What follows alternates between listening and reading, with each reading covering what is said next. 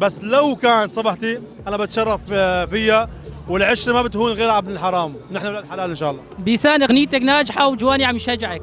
جواني انت اليوم موجود بحفله، هي الحفله كثير كبيره، من كذا اجناس، فيها مطربين من كذا اجناس، يعني عربيه ايرانيه كرديه، من كذا اجناس. كيف شفت الاجواء هون وكيف شفت التفاعل يعني مع الكثير مشاهير هون؟ فكره الحفله كثير حلوه، انه في كردي عربي ايراني عراقي سوري من جميع الجنسيات، فانا الصراحه كثير حبيت. يعطيهم الف عافيه على التنظيم الرائع اللي بجنن، وبالتوفيق لهم، ناطرين نشوف الفعاليات اكثر. بدنا نسالك كذا مره، حاطين غنيه بيسان يعني شباب على صورك يا على فيديوهات لك.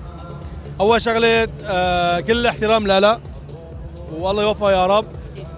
في كثير اصدقاء مشتركين بيناتنا، تمام؟ فانا ما فيني انا اقول لحدا ليش حتغنيها، الغنيه هي ترند، هي ناجحه والغنيه حلوه.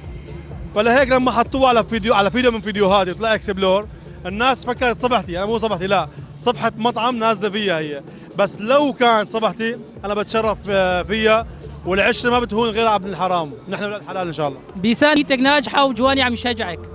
اكيد هيك تنبسط لما تشوف حدا بتعرفه، بتعرف طيبه قلبه انه اليوم هو بالترند، والله يوفقه يا رب، وبتمنى له النجاح اكثر لسه.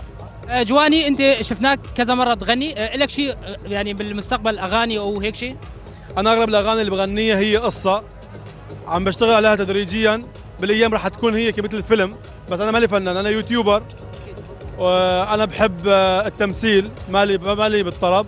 بس الاغاني اللي عم بحكيها انا هي حتكون بالفيلم اللي حسويه لإلي بالايام ان شاء الله. متمنى لك التوفيق ان شاء الله، وان شاء الله بنشوفك على المراتب يا رب. حبيبي.